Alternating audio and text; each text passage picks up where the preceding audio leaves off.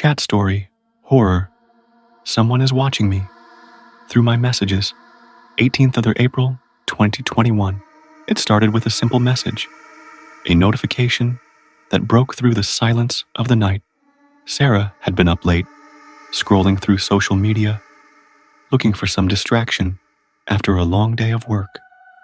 The glow of her phone illuminated the dim room around her, the only source of light in the quiet apartment.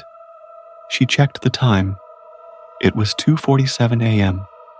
Her eyelids were heavy, and she knew she should sleep, but she couldn't pull herself away from the endless stream of notifications. Then, there it was, a new message. It didn't have a name, just a phone number with an unfamiliar area code. Curious, she tapped on the message. The text was short, cryptic. "I see you." Her heart skipped a beat. She thought it was just a prank. Maybe one of her friends had sent it, trying to mess with her. But why would they send it so late at night? The message seemed too deliberate, too precise.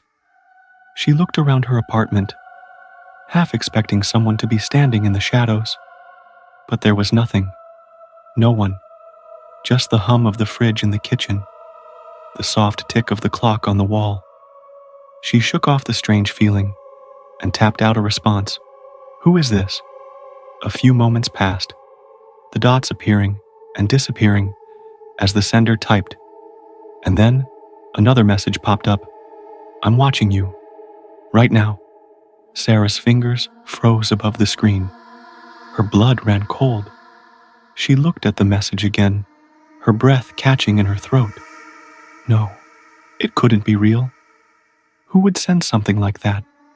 She looked out the window, but there was nothing but the dark, empty street. Her apartment was on the second floor, and there was no one in sight. Still, the sensation of being watched lingered, creeping under her skin like a cold chill. Another message arrived, this time with an image attached. It was a picture of her, sitting at her desk, her phone in her hand. The picture was taken through the window, from the street outside. She hadn't seen anyone. The blinds were drawn tight. There was no way anyone could have taken that photo without her noticing. Her hands shook as she held the phone, staring at the image. "Who are you?" she typed, her voice barely a whisper as she spoke to herself. The response was quick, almost too quick. "I'm closer than you think." A surge of panic shot through her chest. She sprang to her feet, her breath shallow. She had to check. She had to be sure. Sarah grabbed her phone and rushed to the window, pulling the blinds apart with trembling hands. Her heart raced, but there was nothing there. The street was empty, as it had been before. She looked down, scanning the sidewalk, but saw no one. She closed the blinds with a trembling hand, pressing her back against the wall. What was going on? Who was sending these messages? And how did they know where she was? Just as she thought the fear might subside, another message came through. "You're not alone, Sarah." She froze, the words sinking in like a heavy weight. Who could it be? A stalker? A hacker? No, it didn't make sense. The thought of someone watching her, right then, right now, made her skin crawl. But it wasn't just the messages that were unnerving. It was the feeling that something was there, that she wasn't truly alone. Sarah tried to shake the fear, to push it aside. She needed to focus. She needed to figure out who this was. She opened the message again, her fingers hovering over the keyboard. Before she could type, a new message arrived, even faster than before. "You didn't close the blinds in time. I saw you looking." She spun around, her eyes darting to the window. Her heart pounded in her chest. It was impossible. She had closed them. Hadn't she? Frantically, she checked her phone again, her breath coming in short gasps. A new message. A single line of text. I'm closer now. You can't run. Her pulse raced as the room seemed to close in around her. The walls felt too tight, the air too heavy. She looked around, but there was no one in the room with her. She was still alone, wasn't she? Another message appeared. Do you feel it? The cold? The darkness? Sarah turned slowly, the hairs on her neck standing up. She looked into the hallway. It was empty. Yet, somehow it didn't feel empty. There was something there, an unshakable presence, lingering just out of sight. A knock at the door. It was quiet at first, so soft that she almost thought it was just her imagination. But then it came again. A sharp knock, urgent and unrelenting. Sarah's breath caught in her throat. She didn't move. She didn't dare. Her heart thudded so loudly in her chest that she could barely hear the knocking anymore. The phone buzzed in her hand again. A new message. I'm right behind you. She slowly turned her head, dread filling her as she looked toward the hallway. But there was nothing. No one. Just the empty shadows of her apartment stretching out in every direction. She glanced at the door. The knock came again. This time, it was louder, more forceful. Her mind raced. Should she open the door? Who could it be? The police? A neighbor? Or was it the person behind the messages? Sarah stepped toward the door, her hand trembling as she reached for the handle. But something inside her held her back. The gut-wrenching feeling of being watched, of being hunted, made her pause. She couldn't shake the sensation that something was wrong. Then she heard it. A faint sound from behind her. A rustling noise, as if someone was moving. Her heart stopped. She spun around, but there was nothing there. Nothing. Except the air, thick and suffocating with fear. She felt it, that coldness, creeping up her spine. It wasn't just a feeling anymore. It was real. Something was in the apartment with her. The phone buzzed again. Another message. I'm inside now. The words cut through her like a blade. Sarah's stomach twisted in knots. Her mind raced as she searched the room, her eyes scanning every corner, every shadow. She heard footsteps now, slow, deliberate. The floorboards creaked under the weight of someone or something moving through her apartment. She could hear them getting closer. You can't escape me, Sarah. Sarah bolted toward the front door. She grabbed the handle, yanked it, but it didn't budge. Panic surged through her veins as she tried again, but it was locked from the outside. She was trapped. The footsteps came closer. She could hear the breath, ragged and uneven, coming from the darkness. A presence loomed just beyond her sight, just outside her reach. She backed away from the door, her mind a blur of terror. There was nowhere to hide, nowhere to run. The phone buzzed once more. A final message. I'm watching you, and I always will be. The door swung open, but no one was there. Only darkness. The door swung open, but there was no one there. No figure in the hallway. No shadow creeping along the walls. Nothing but the thick, choking silence that filled the room, pressing down on Sarah's chest. She stood frozen, her heart hammering in her ears. The light from the hallway poured into the room, casting long, distorted shadows across the floor, the walls, and the ceiling. Every inch of the apartment felt like it was closing in on her, suffocating her, as though the very air itself had turned hostile. She wanted to scream, to run, but her legs wouldn't move.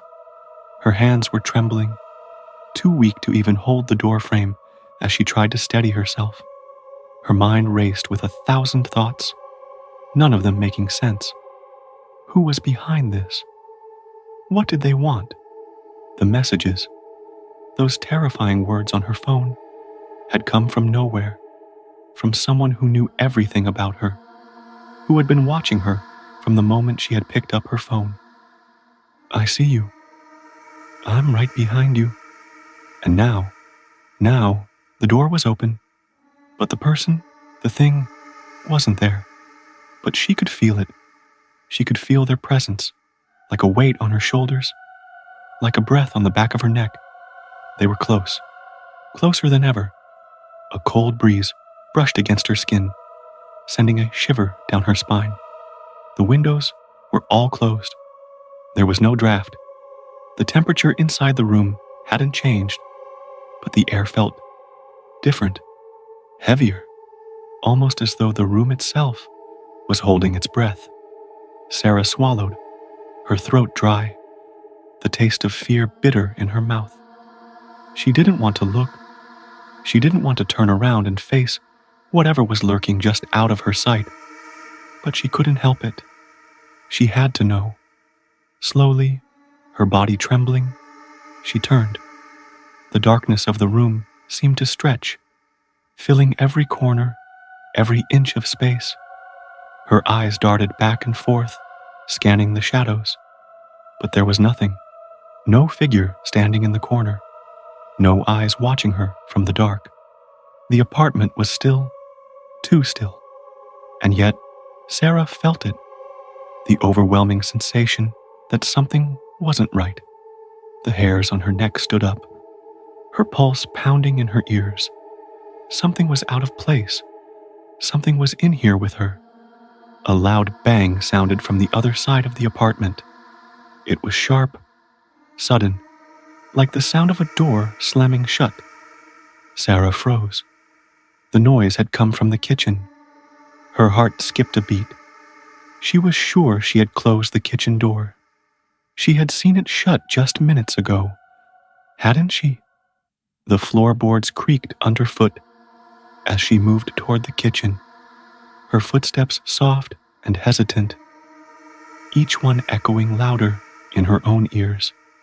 She reached the doorway, her breath shallow, the darkness of the kitchen swallowing her up as she peered inside. The door to the kitchen pantry was open. The small room beyond the pantry, where Sarah kept her cleaning supplies and old boxes, was pitch black. The door was slightly ajar, and something seemed to be moving inside. A faint shadow, shifting, like a person standing just beyond the reach of the light. Her hand hovered over the light switch, but her instincts screamed at her not to turn it on. She didn't want to see what was in the pantry, but she had to know. The moment her fingers touched the switch, the lights flickered, then went out completely, leaving the apartment bathed in pitch black darkness. Sarah gasped, stumbling back, her heart racing. The lights had never gone out before. The power was still on in the rest of the apartment. The streetlights outside were still casting their weak glow into her living room. But here, in the kitchen, nothing, just blackness. She backed away from the doorway, her breathing shallow, her body trembling. She couldn't stay here. She couldn't be trapped in the dark, alone, with whatever was hiding in the shadows. Her phone buzzed again, the sound of the notification breaking through the silence like a knife. Sarah snatched it up, desperate for some form of contact with the outside world. The screen lit up. The name of the sender, unknown, staring back at her. I know you're scared. Her stomach twisted as she read the message. How did they know? How could they know? I'm still watching. You can't hide from me. The screen went black. Sarah stared at the blank display, the light of her phone dying out before her eyes. Panic surged through her body. This wasn't real. This couldn't be real. But somehow, it felt all too real. The fear was palpable, thick and suffocating, filling her lungs with every breath she took. Thud.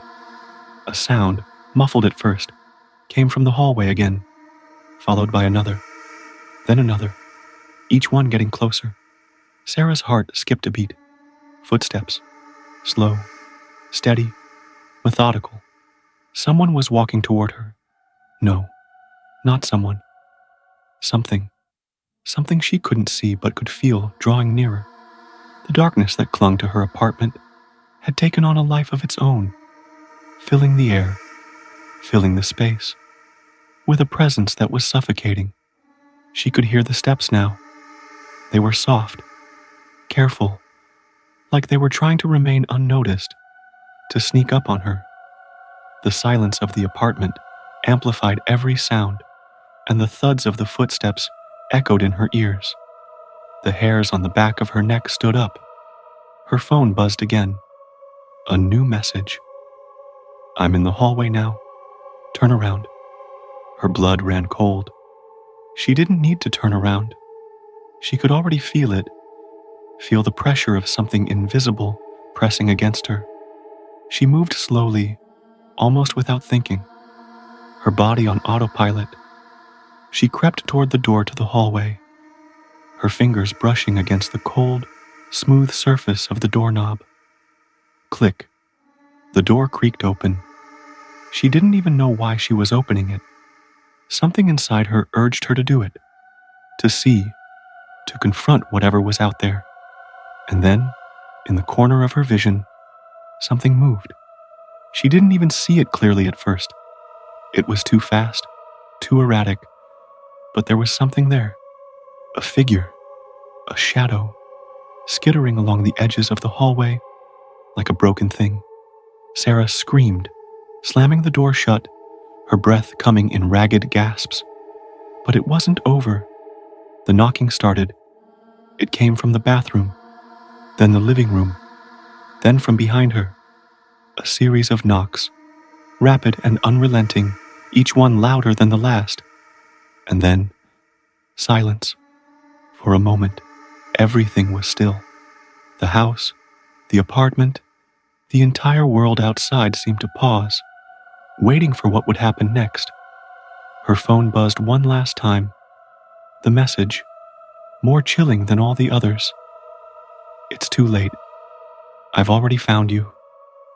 The apartment went cold. The temperature dropped, the air thickening, as though something was suffocating it, tightening it. The walls seemed to close in. The silence turned suffocating, pressing against her, as though the room itself had become a prison. Sarah looked around desperately, her body shaking, her mind spiraling. She could feel it. She could feel it coming for her. And then, from the corner of her eye, she saw it. The shadow, moving, closer, faster. It was coming. It was getting closer. The dark shape shifting, growing, until it was right in front of her. Sarah opened her mouth to scream, but no sound came. The darkness swallowed her whole. The darkness enveloped her, wrapping around Sarah like a suffocating blanket, choking her breath, closing in from every direction. Her pulse raced as her vision blurred. She could still feel it, that presence, closer now, almost tangible, like a weight pressing against her chest. Her legs gave way, and she sank to the floor. The cold surface beneath her, a welcome contrast to the burning sensation that had been creeping up her skin. The room felt distorted, as if it was bending, warping around her. The walls pressed in, closing the space, shrinking it until there was nothing but the oppressive darkness and the sharp, deafening silence. Her heart pounded in her ears, louder and louder, drowning out everything else. She reached for her phone, the only source of light left in her world. Her hands trembling as she picked it up. The screen flickered, and for a moment, it seemed as if the phone itself was fighting against the suffocating darkness, the light dimming and flickering like a dying star. Another message. I told you, Sarah. You can't hide. Her fingers shook violently as she tried to type a response, but the letters wouldn't come out right. They felt foreign under her fingertips, as though she was typing in a language she didn't understand. "Who are you?" she typed, her breath coming in ragged gasps. "What do you want from me?" But the response came too quickly, faster than she could even process it. "I am everywhere. I am watching. I am you." Her skin crawled, a shudder running through her body at the words. She didn't know what to make of it. She couldn't even comprehend it. Was this a nightmare? Was she going insane? The questions spun in her head, dizzying, mixing with the overwhelming terror that seemed to choke her every thought. Suddenly, a loud crash echoed through the apartment, a deafening sound that shook the walls and rattled the windows. Sarah gasped, her body jerking violently in shock. She whipped her head toward the sound, but again, there was nothing. The apartment was still, too still. The crash had come from the kitchen. She knew it. She could feel it in her bones. Whatever was in there, it was coming closer, and it was bringing more of the darkness with it. She scrambled to her feet, her hands trembling as she gripped the edge of the kitchen counter. Her vision swam in and out of focus, the world around her blurring. The darkness seemed to be bleeding into every corner of the room, creeping across the walls, pooling around the floor, until there was no more light, no more refuge. Another message. "It's too late. You were always meant to be mine." She dropped the phone, the screen shattering against the floor as it slipped from her hand. The sound of it breaking echoed through the empty apartment, like the final nail in a coffin. But Sarah didn't notice. She was focused on the darkness, on the feeling of it closing in around her. There was something in it, something more than just shadows, something that moved, that watched, that waited.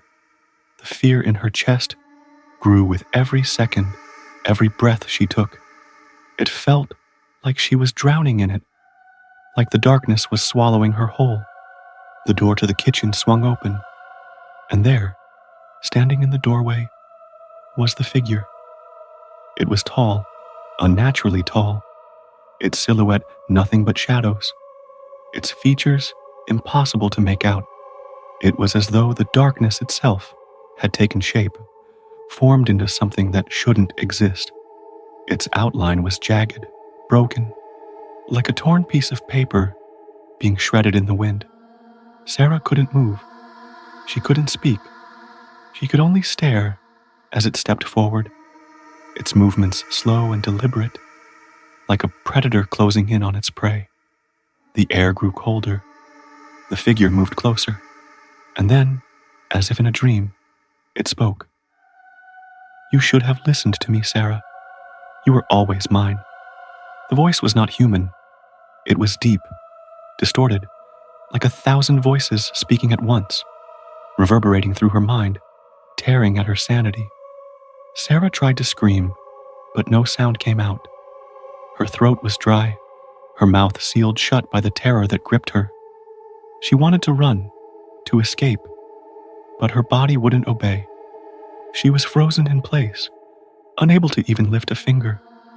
The figure reached out, its hand elongated, its fingers impossibly long, like something out of a nightmare. It brushed her cheek, its touch cold as ice, sending a shock of pain through her entire body. She flinched, her skin burning where it had touched her, and then the figure's face emerged from the shadows. It was like looking into a mirror of her own worst fears. The face that stared back at her wasn't her own, not exactly, but it was close enough. The eyes were dark, hollow, as if they had been carved out and replaced with something that shouldn't be there. The lips curled into a grin, a twisted, grotesque expression of something that should have never existed.